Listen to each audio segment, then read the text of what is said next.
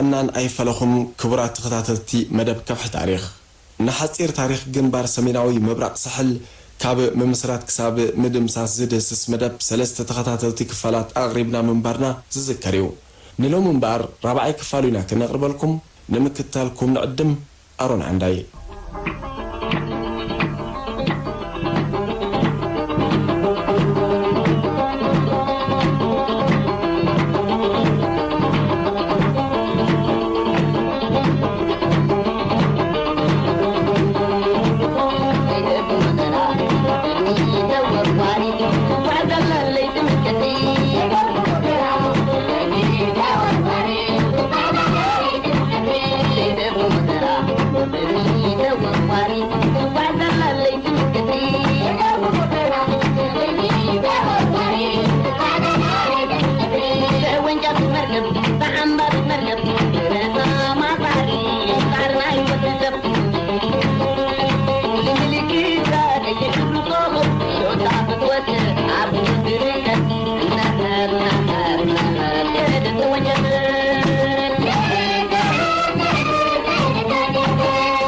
ቀዳማይ ዘይዕውት መጥቃዕቲ ውቃኡ ዝንምድምሳስ ዝተሓልጸጸ ውጥን ቀዳማይ መጥቃዕቲ ናብ 22 ለካቲት 1984 ኣብ ዘውግ ሓለይቲ ሰዓት 12:50 ኣብ ውሽጢ ሕምብርቲ ጸላኢ ሰሊኾን ዝኣተዋ ሓይልታት ብዝኸፈትኦ ተኽሲ ክጅምር ተመዲቡ ነዚ ሰፊሕ መጥቃዕቲ እዚ ክፍጽማ ዝተመዘዛ ኣህዶታት ህዝባዊ ሰራዊት ድማ ብድምር 9 በጠሎንን 2 ሓይልን ኮይነን ብርጌድ 23 ብምሉኡ 3 በጠሎኒታት ብርጌድ 44 ብምሉኡ 3 በጠሎኒ ብርጌድ 31 1 በጠሎኒ ብርጌድ 58 1 በጠሎኒ ሰልጠንቲ ቤት ትምህርቲ ካድር 1 በጠሎኒ ብርጌድ 4 ድማ 2 ሓይል ነበራ ብርጌድ 23 ዝተዋህባ ዕማም ቀዳመይቲ በጠሎኒ ብየማን ንጽርግያ ኣውገት መርሳ ተኽላይ ዓጽያ ንሰሜን ክትምጠጥ ሳልሰይቲ በጠሎኒ ንቐንዲ ማዓስከር ጸላይ ኣውገት ክትሃጅም ካልአይቲ በጠሎኒ ከም ተጠባባቂትን ናይ ጸጋም ሓይልን ነቲ ኩነታት ክትከታተል ጸኒሓ ምስ ምዕባለታት ናይ ትውግእ ዝወሃባ ዕማም ክትፍጽም ነበረ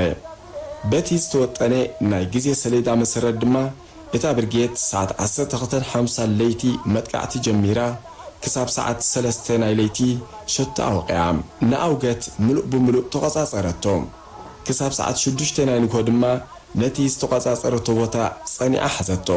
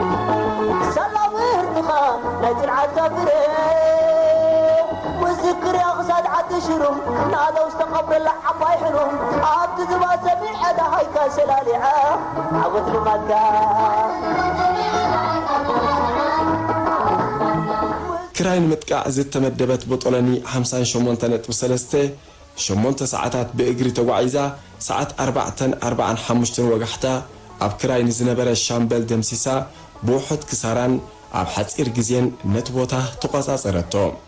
إذن ستتقصى هادوتات أوشتي مسمر تلاقي زنبرة ما إزاز بوتان دجن النمتقع زت عزز أخوينن أب تلك جزية شوت أن وقعن معبالتات نايتي بجنبار زكاة متقعتي يصبيها كوانت نبرا بكدميت بفيت زيت تخيل متقعتجن قلت أخم معبالي أيران إذا كانت أنكي تانكتات أبجزئين أبستمد دبلن بوتا بزي مبصحن مدونو جاي سلست فترن بيمان شنخ زنبرين لا كبيت برت أحدو ርክብ ስለ ዘጥፈአንዩ በዚ ምኽንያት እቲ መጥቃዕቲ ግዜ ስለ ዝመጠጠን መሬት እናወግሐ ይኸይድ ስለ ዝነበረን ምስ ምውጋሕ መሬት ድማ ጸላኢ ናይ ነፈርትን ታንክታትን ረሻሻትን ጸብለልነቱ ተጠቂሙ ነተን ኣብ ሕምብርቱ ዝኣተዋ ኣሃዱታት ክጭፍልቐን ስለ ዝኽእል ናይቲ ግንባር ኣዘዝቲ ህዝባዊ ሰራዊት ዝወሰድዎ ምርጫ ብዝቐጠፈ ግዜ ነተን ኣብ ሕምብርቲ ጸላኢ ዝኣተዋ ኣሃዱታት ከም ዝወፃእ ምግባር እዩ ነይሩ ነዚ ንምግባር ድማ ካብ ሩባ ኣልጌን ክሳብ ወድጋን ዝነበረ ኣሃዱታት ብቕልጡፍ ንንያላን ማህሚመትን ክበጽሓ ብጎላጉል ዝተመደበ ተንቀሳቓሲ ኣጽዋር ታንክታትን ከቢድ ብረትን ከዓ ኣብ ዝሓፀረ ግዜ ንቕድሚት ሰጊሙ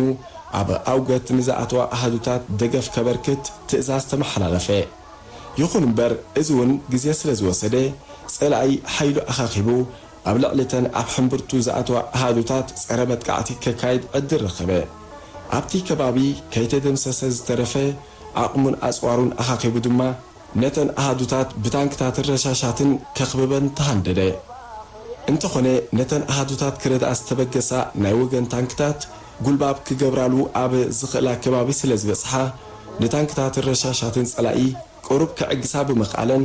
እተን ኣሃዱታት በብዝጥዕመን ነቲ ከበባ ፈንጢሰን ክወፃ ዕድል ረኸባ ኣብዚ ውግእ እዚ ብርጌድ 13 እቲ ዝኸበደ ኩነታት ክጋጥማን ከሎ ብፍላይ በጦለድ ሓደ ናይታ ብርጌድ ብዙሕ መስዋዕቲ ከፈለት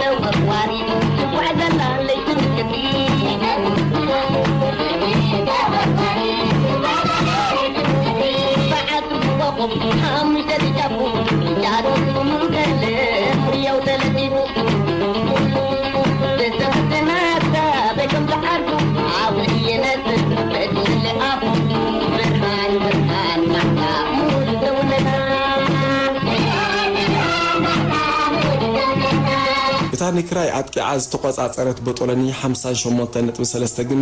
ክተዝልቕ ምስተሓበረት ንመስሓየት ገጻ ብምውራት ከቢድ ናይ ማይን ጽምእን ጸገም ተጻዊራ ብዘይ ብዙሕ ጸገም ብሰላም ናብ ቦታ ተመሰት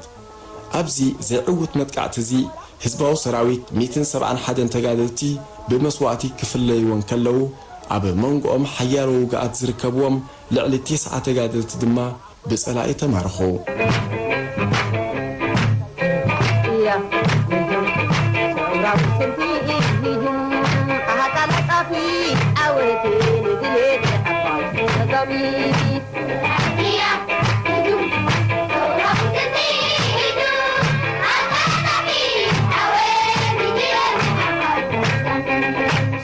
እዚ ቀዳማይ ዘይዕውት መጥቃዕቲ ኣብ ልዕሊ ጸላኢ ቀሊል ዘይኮነ ክሳራ ዘውረደን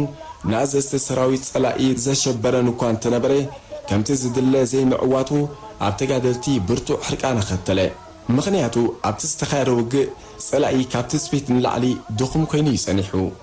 እቲ ቀንዲ ጸገም ናይ ወገን ምድንጓይን ዘይምውሃድን እዩ ነይሩ ኣብዚ ድሕሪ ውግእ ዝነበረ ናይ ገምጋም ኣኼባታት ድማ ጸላኢ ፍናን ከይረክብ እቲ መጥቃዕቲ ኣብ ዝሓፀረ ግዜ ክድገም ተጋደልቲ ኣጥቢቆም ሓተቱ ስዋኣትና ተዓዊትና ማርሳ ተኽላይ ከም ዝበጻሕና እዮም ዝፈልጡ ስለዚ ንጸላኢ ደምሲስና ማርሳ ተኽላይ ብምብጻሕ ደም ስዋኣትና ከነቕስና ኣለና ዝብል መሪር ቃላት ገለ ካብቲ ተጋደልቲ ኣብ ኣኼባታት ዝተዛረብዎ እዩ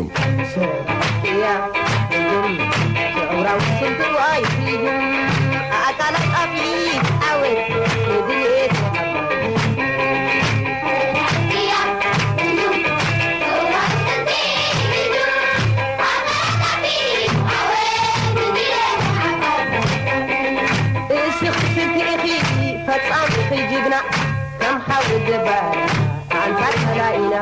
بأتاكين وزعتو بزيت ولا بانيت بقيت تحول حبنيت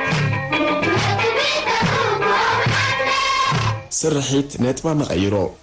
مرحنة زباو جنبار دحرتي وقع وزن مدمساز التخيلك قدامي زي عود فتني እቶም ንዓወት ዝዓንቀጹ ረቑሒታት ብደቂቕ ድሕሪ ምጽናዕ ክፍወሱ ዝግብኦም ድኸማት ብቕልጡፍ ብምፍዋስ ኣብ ዝሓፀረ ግዜ ደጊምካ መጥቃዕቲ ንምክያድ ተኽእሎ ከም ዘሎ ገምገመ። በዚ ድማ ወርሒ ኣብ ዘይመልእ ግዜ ብዓቕሚ ሰብን ኣፅዋርን ውዳብን ዘድሊ ምቅራባት ተገብረ። ጸላኢ ኣብቲ ቀዳማይ መጥቃዕቲ ብሃንደበት ፈጺሙ ብዘይሓስቦ ቦታን ስለ ዝተጠቕዐ ኣዘዝቲ ሰራዊቱ ከቢድ ራዕድን ሽበራን እዩ ኣትይዎም። ኣዛዚ ናይቲ ግንባር ብርጋዴር ጀነራል ሑሴን ኣሕመድ ሻዕብያ ናይ መጥቃዕቲ መደቡ ከቋርጾ ስለ ዘይኮነ ቀጢፍኩም ሓይሊ ወስኹለይ ዝብል ተደጋጋሚ መልእኽቲ ይልእኽ ነይሩ እዩ።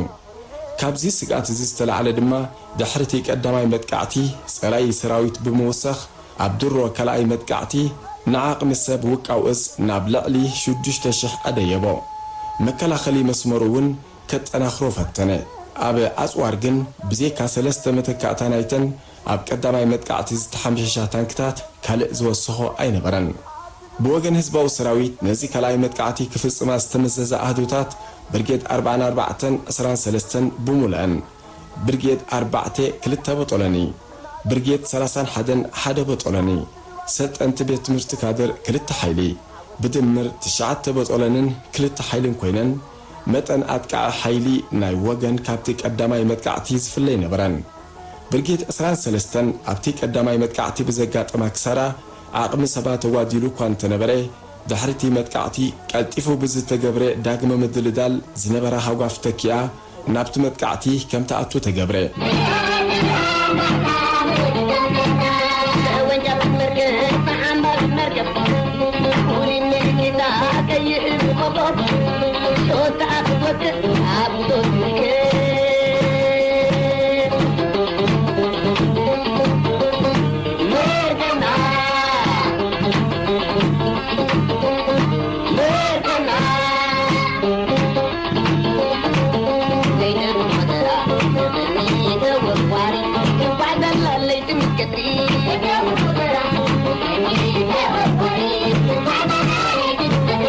ኣብ ቀዳማይ መጥቃዕቲ ህዝባዊ ሰራዊት ዝተጠቕመሉ ዝተውግእ ብለይቲ ንሰፊሕ ጎላጉል ቆሪጽካ ኣብ ድሕሪ ድፍዓት ጸላኢ ሰሊኽካ ብምእታው ኣብ ሕምብርቲ ጸላኢ ንመእዘዚ ቦታን ካልእ ወሰንቲ ቦታታትን ኣጥቂዕካ ብምቁጽጻር ማዕሪኡ ኣብ ግንባር ፊት ንፊት መጥቃዕቲ ምኽፋት እዩ ዝነበረ። ኣብዚ ካልኣይ መጥቃዕቲ ዝወፀ ውጥን ግን መድረኽ ብመድረኽ ቀዳማይ ካልኣይን ሳልሳይን ራብዓይን ዕድታት ጸላኢ ድሕሪ ምፍራስ ንኣውገትን መዳግሕን ተቆጻጺርካ ንብሙልኦቲ ግንባር ምድምሳስ ኮይኑ ብድምር 6 ናይ ውግእ መድረኻት ዘጠቓለለ ነበረ። መጥቃዕቲ ዝጅምረሉ ናይ 0 ሰዓት ድማ ኣብ ክንዲ ብለይቲ ቀትሪ ሰዓት 12:30 ክኸውን ተመደበ። በዚ ውጥን እዚ መሰረት 19 መጋቢት 1984 ኣብ ጨው ቀትሪ ሰዓት 12:30 ኣሃዱታት ከቢድ ብረት ኣብ ልዕሊ ዕድታት ጸላኢ ጽዑቕ ደብዳብ ብምግባር ምጅማር ናይቲ መጥቃዕቲ ኣበሰራ። ልክዕ ሰዓት 1 ድማ ኣጋር ሰራዊት ናብ ዕድታት ጸላኢ ክሃጅም ጀመረ።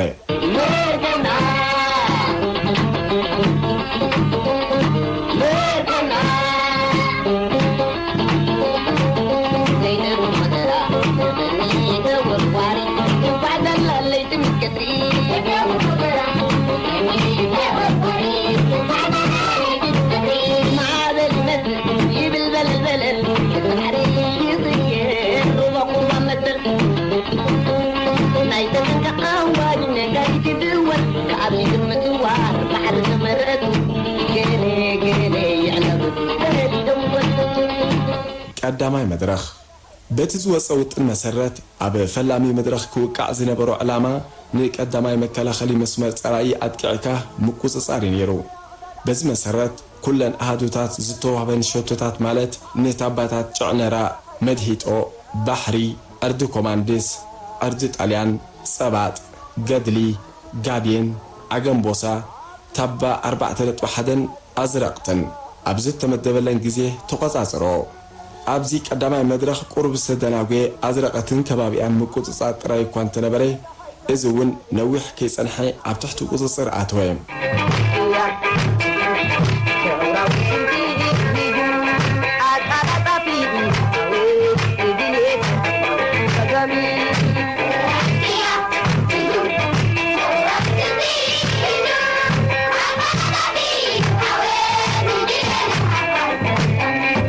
ካልኣይ መድረኽ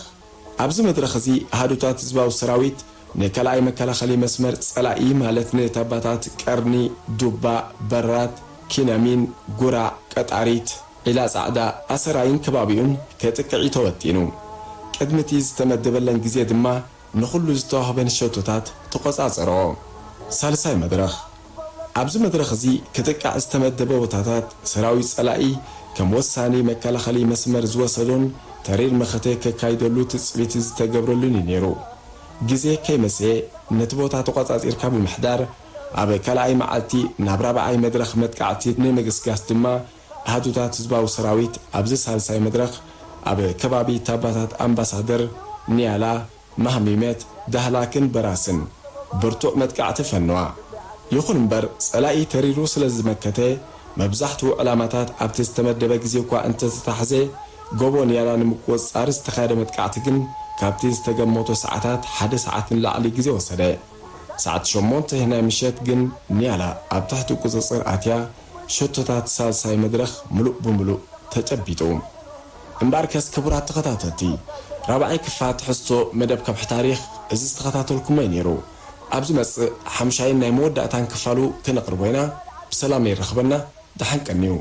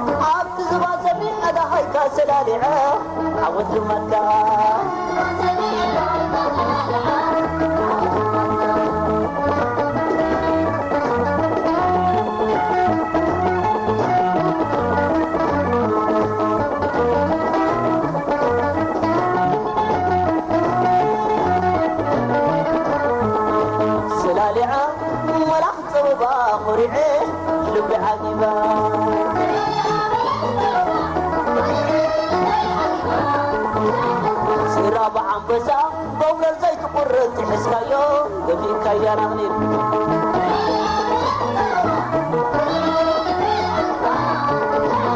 قولا زي تقرت حسكايو دفيك يا نغنير قولا زي تقرت حسكايو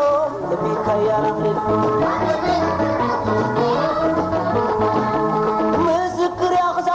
شروم نادى واستقبل الله عباي حلو عبد زمان سبيع هذا هيك السلالعة عبد المدى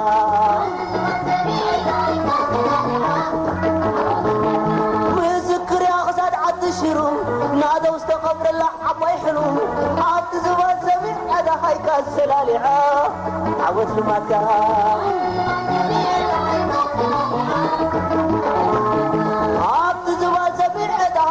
سلالعة عبد المكة